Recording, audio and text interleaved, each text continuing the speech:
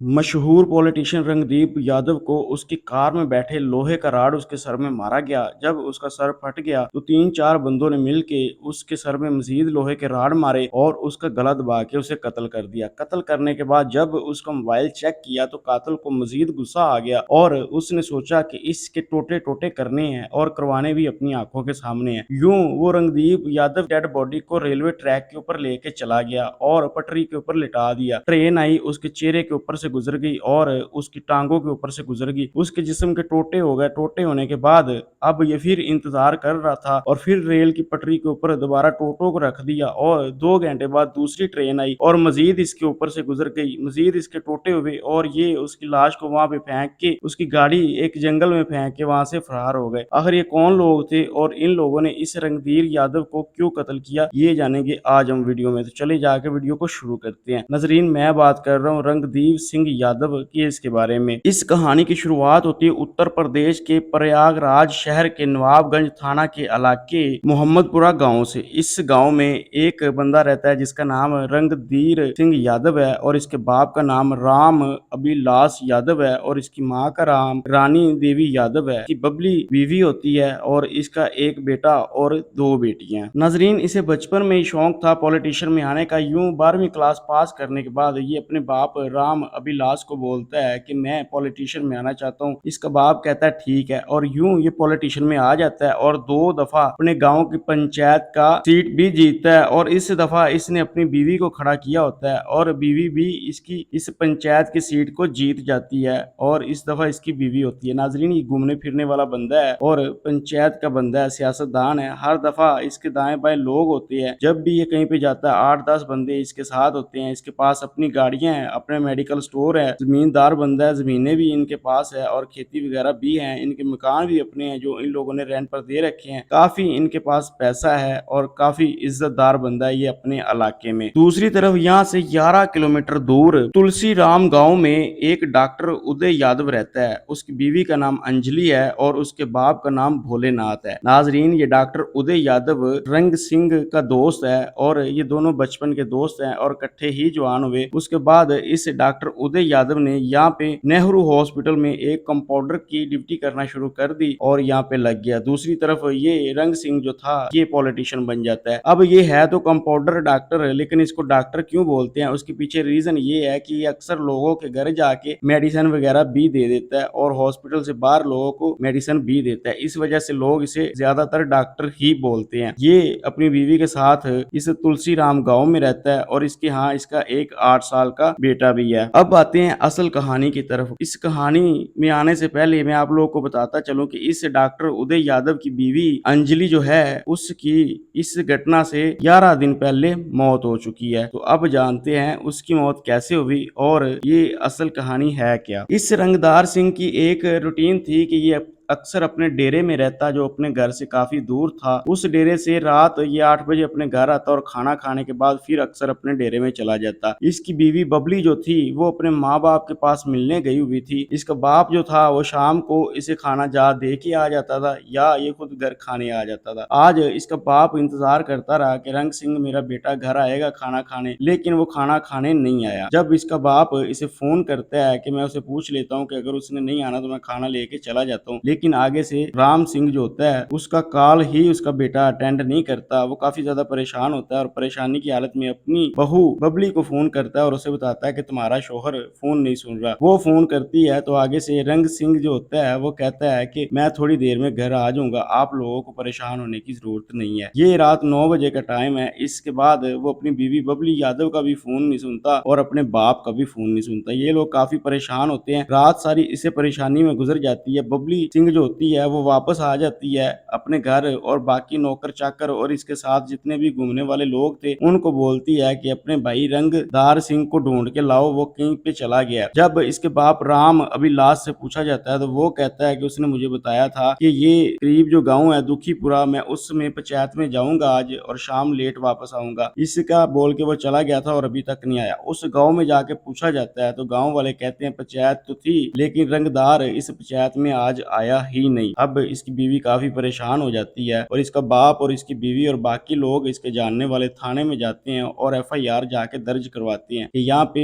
रंगदार सिंह नहीं मिल रहा। ये एक पॉलिटिशियन था और काफी जाना पहचाना नाम था। इसकी पहचान लखनऊ तक थी, इसलिए पुलिस वाले फौरन कार्रवाई करते हैं और इसे ढूंढना शुरू कर देते हैं। मैं आप लोगों को बताता चलूं कि यहाँ पे नवाबगंज थाने में इसकी एफआईआर काटी गई है और यहाँ से 110 किलोमीटर दूर प्रयागराज के एक रोड के ऊपर एक सीआरपीयू गाड़ी खड़ी होती है। ये लावारिस गाड़ी है और इसकी नंबर प्लेट भी नहीं लगी होती। कोई अनजान बंदा इस गाड़ी को खड़ी देखता है जंगल के एरिया में तो पुलिस को इतला देता है कि यहाँ पे एक वीरान एरिया में गाड़ी खड़ी हुई है। पुलिस की गाड़ी आती है और यहाँ पे आके सर्च करती है। गाड़ी के अंदर से उनको कुछ नहीं मिलता, लेकिन गाड़ी की सीट के पीछे जो पॉकेट वगैरह बनी होती है उस पॉकेट की जब पुलिस तलाशी लेती है तो वहां पे उन लोगों को रंगदार सिंह के कार्ड वगैरह मिलते हैं, जिससे पता चलता है कि ये रंगदार सिंह की गाड़ी है। लिहाजा उसके नंबर के ऊपर फोन किया जाता है और उनको बताया जाता है कि आपके बेटे की गाड़ी यहाँ पे खड़ी हुई है और वो लोग गाड़ी थाने लेके चले जाते हैं। अब इस थाने से पीछे और नवाबगंज थाने से 11 किलोमीटर प्रयागराज रोड के ऊपर दूसरे थाने में पुलिस वालों को एक लाश मिलती है जिसके छोटे छोटे टोटे किए होते हैं और वो रेलवे ट्रैक के ऊपर पड़ी होती है। अब यहाँ पे एक कानून है कि 72 घंटे तक वारसों को ढूंढा जाता है। अगर 72 घंटे में वारस नहीं मिलते तो डीएनए वगैरह प्रिजर्व करने के बाद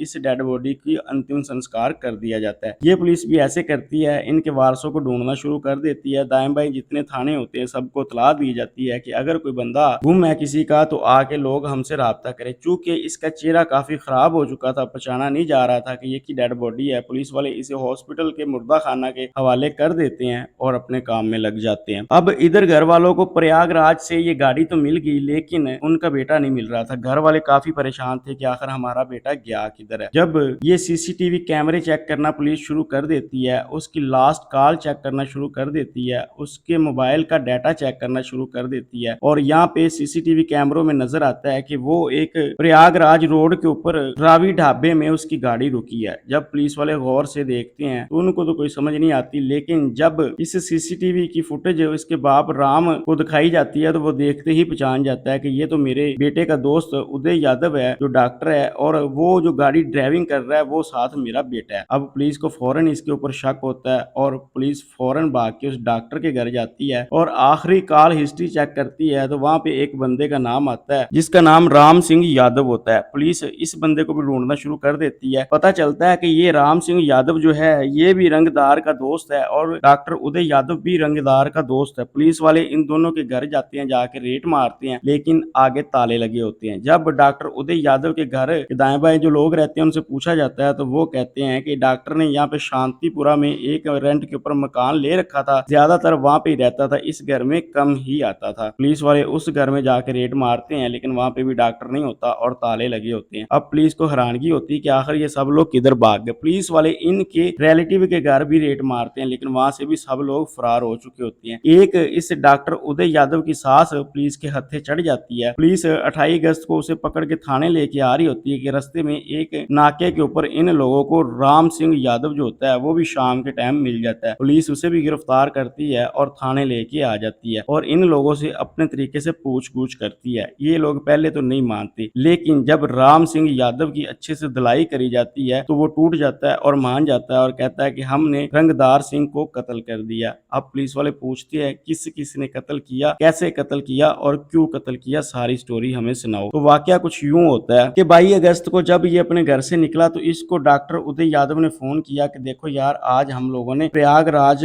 जाके एक पार्टी करनी है तो तुम मेरे साथ आओ, हम वहां पे दारू शारू पियेंगे। ये राम सिंह भी मेरे साथ है और एक दो और भी दोस्त हैं। पहले तो ये मना करता है लेकिन बाद में ये डॉक्टर उदय यादव के मजबूर करने के ऊपर मान जाता है और ये लोग रास्ते में एक ढाबे के ऊपर रुकते हैं। वहां से ये निमको वगैरह लेते हैं और खाना वगैरह लेते हैं जो रास्ते में ये गाड़ी में बैठे ही खाते रहते हैं। ये ढाबे में देखा जाता है कि एक शीशा थोड़ा सा उतरता है, उसमें से एक बंदा वेटर को मंगवाता है और उसे ऑर्डर देता है। ऑर्डर देने के बाद शीशा बंद कर लेता है। फिर थोड़ी देर बाद वेटर जब ऑर्डर लेके आता है तो वो ऑर्डर रिसीव करता है, पैसे देता है और शीशा बंद करने के बाद यहाँ से निकल जाते हैं। लेकिन इसकी पहचान हो चुकी थी और राम सिंह यादव गिरफ्तार भी हो चुका था। अब आगे ये लोग जा रहे होते हैं कि रास्ते में ये राम सिंह यादव जो होता है ये पीछे से एक डंडा पकड़ाता है लोहे का डॉक्टर उदय यादव को और डॉक्टर उदय यादव इसके सर में डंडा मारता है। डंडा मारने के बाद इसका सर फट जाता है तो इन लोगों के साथ एक और बंदा भी बैठा होता है जिसका नाम होता है विजय यादव। ये डॉक्टर उदय यादव के चचा का बेटा होता है। ये सब लोग मिलके रंगदार सिंह यादव को पकड़ लेते हैं और इसका गला दबाना शुरू कर देते हैं। तकरीबन 2-3 मिनट गला दबाने के बाद वो दम तोड़ देता है और मर जाता है। मरने के बाद ये डॉक्टर उदय यादव जो होता है वो अपनी सीट के ऊपर पीछे लेके आ जाता है रंगदार सिंह को उठा के, और विजय सिंह भी पीछे होता है और ये डॉक्टर उदय भी पीछे होता है। दूसरी तरफ ये राम सिंह जो होता है ये गाड़ी चला रहा होता है। अब ये मोबाइल लेता है डॉक्टर उदय यादव और मोबाइल देखना शुरू कर देता है रंगदार सिंह का। जब उस मोबाइल में वो अपनी बीवी की प्राइवेट हालत में तस्वीरें देखता है तो उसको काफी ज्यादा गुस्सा आता है। पहले उसका प्लान था कि इसको कत्ल करेंगे और कत्ल करने के बाद किसी जंगल के एरिया में इसकी लाश फेंक देंगे और इसकी गाड़ी भी किसी जंगल के एरिया में खड़ी कर देंगे। लेकिन जब उसने अपनी बीवी की तस्वीरें देखी तो उसे गुस्सा आया और वो बोलता है कि यहाँ पे जो करीबी रेलवे ट्रैक है वहां पे चलो। लिहाजा ये कानपुर रेलवे ट्रैक के ऊपर चले जाते हैं और वहां पे इसकी लाश को बाहर निकालते हैं और रेलवे ट्रैक के ऊपर रख देते हैं। जब गाड़ी गुजर के जाती है तो इसकी लाश के पीस हो जाते हैं। ये दोबारा उन पीसों को फिर इकट्ठा करते हैं और इसका चेहरा मजीद पटरी के ऊपर करके रखते हैं। 2 घंटे बाद दोबारा ट्रेन आती है और दोबारा फिर इसकी लाश के टुकड़े कर देती है। अब की बार टुकड़े ज्यादा होते हैं, लिहाजा ये उन टुकड़ों को वहां पे छोड़ते हैं और छोड़ने के बाद गाड़ी को आगे लेके जा रहे होते हैं कि प्रयागराज जंगल के अंदर जाके गाड़ी को जला देंगे। लेकिन रास्ते में गाड़ी इनसे स्लिप हो जाती है ज्यादा शराब पीने की वजह से। इस वजह से ये गाड़ी एक जगह पे खड़ी करते हैं और खड़ी करने के बाद सब लोग, जो पीछे गाड़ी इनकी एक और आ रही थी, उस गाड़ी में इस डॉक्टर उदय यादव की सास थी और एक बंदा विजय पासी था और एक बंदा जय सिंह पासी था। ये दोनों भी किराए के कातिल थे। इन दोनों के साथ 50,000 रुपया में बात हुई थी कि कत्ल करने के बाद तुम दोनों ने लाश को टिकाने लगाना है। लेकिन डॉक्टर उदय यादव का प्लान बदल गया था। इस वजह से लाश को वहां पे ये लोग छोड़ के आ रहे थे, वो पीछे दूसरी कार में इनके साथ आ रहे। रास्ते में ये कंडीशन थी कि इन लोगों ने शराब वगैरह भी काफी खरीद के गाड़ी में रखी हुई थी और चखना वगैरह और मिठाई वगैरह भी काफी ले ली थी।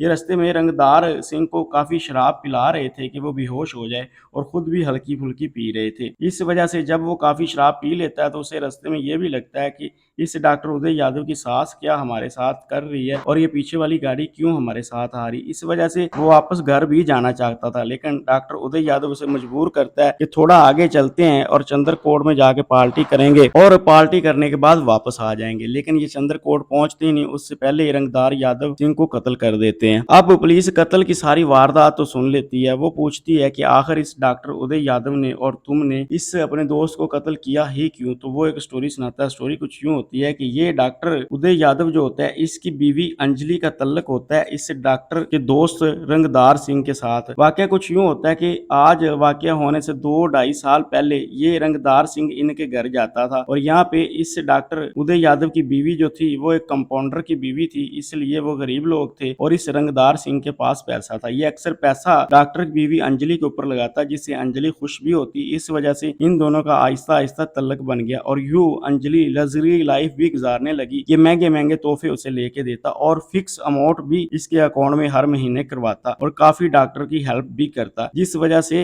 डॉक्टर को आहिस्ता आहिस्ता इनके ऊपर शक होना शुरू हो गया। यूं अपने शक को क्लियर करने के लिए वो इस घटना से 2 महीने पहले अपने दोस्त रंगदार सिंह को बोलता है कि यार तुम अपनी बीवी लेके आओ और मैं अपनी बीवी और बच्चे लेके आते हैं, हम लोग कहीं पे घूमने जाते हैं। लेकिन ये रंगदार कहता है कि यार मेरी बीवी तो मैके पे गई हुई है, लिहाजा तुम अपनी बीवी बच्चे को लेके आ जाओ, मैं गाड़ी लेके आ जाता हूँ और हम लोग घूमने जाते हैं। यूं इनका प्लान बन जाता है और ये रंगदार सिंह जो होता है ये अपनी गाड़ी लेके चला भी जाता है। रास्ते में ये अंजलि के साथ प्लान करता है कि हम दोनों होटल में अलग अलग रूम लेंगे, जब तुम्हारा शोहर सो जाया करेगा तो तुम मेरे कमरे में आ जाया करना। लेकिन ये दोस्त जो होता है डॉक्टर उदय यादव ये कहता है कि हम लोग एक ही रूम लेंगे और इकट्ठे ही रहेंगे और इन दोनों को बार बार मौका दे रहा होता है कि अपनी बीवी को और अपने दोस्त रंगदार को चेक कर सकूं कि ये मेरी पीठ पीछे मुझे धोखा देते हैं या नहीं देते। अक्सर ये खाना लेने बाहर चला जाता, अक्सर कोई और चीज लेने बाहर चला जाता और अपने बेटे को भी साथ ले जाता। अब ये 1-2 बार फौरन वापस मुड़ के आया और इसने प्राइवेसी हालत में अपनी बीवी और अपने दोस्त को देख भी लिया। चुपके से इसने अपने मोबाइल में वीडियो बना ली, लेकिन उनको पता नहीं चलने दिया और ऐसे ही महसूस करवाता रहा जैसे कोई बात ही नहीं हुई। ये सैर करने के बाद वापस अपने घर आ जाते हैं। घर आने के 2 दिन बाद ये डॉक्टर उदय यादव जो होता है ये अपनी बीवी से बात करता है कि तुमने ऐसे क्यों किया। वो रूठ के अपने माँ बाप के घर चली जाती है। अब इसका दिल नहीं लगता अपनी बीवी के बगैर और ये ये जाता है अपनी बीवी को मनाने अपने ससुराल और वहाँ पे जाके उससे माफ़ी माँगता है और मना के ले भी आता है। घर आने के बाद इसको गुस्सा काफ़ी ज़्यादा होता है। अब कुछ लोग ये कहते हैं कि इसने अपनी बीवी को खुद ज़हर पिलाया। कुछ लोग ये कहते हैं कि नहीं, इसने ज़हर नहीं पिलाया। जब इसकी बीवी को पता चला कि मेरे शौहर को सारी चीज़ पता चल गई तो उसने शर्मिंदगी में ज़हर पी लिया। ख़ैर ये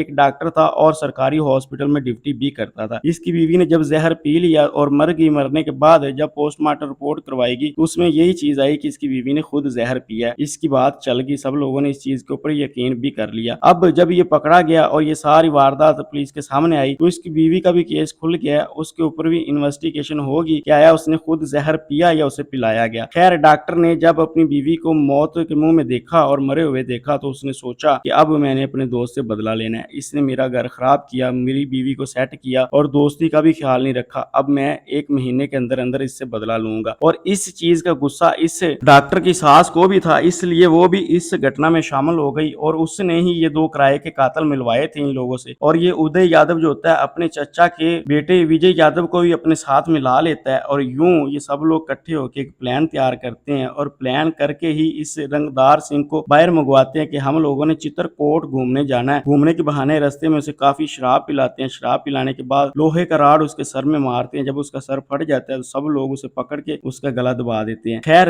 28 अगस्त को इस डॉक्टर की सास गिरफ्तार हो चुकी थी और उसका दोस्त राम सिंह यादव भी पकड़ा जा चुका था। अब पुलिस बाकी भी मुजरिमों को ढूंढ रही है और डॉक्टर उदय यादव को भी ढूंढ रही है। आगे इस केस का जो फैसला आएगा वो तो आगे चल के पता चलेगा। वीडियो अच्छी लगे तो चैनल को सब्सक्राइब करें, वीडियो को लाइक करें। मुझे इजाजत दें। अल्लाह निगहबान।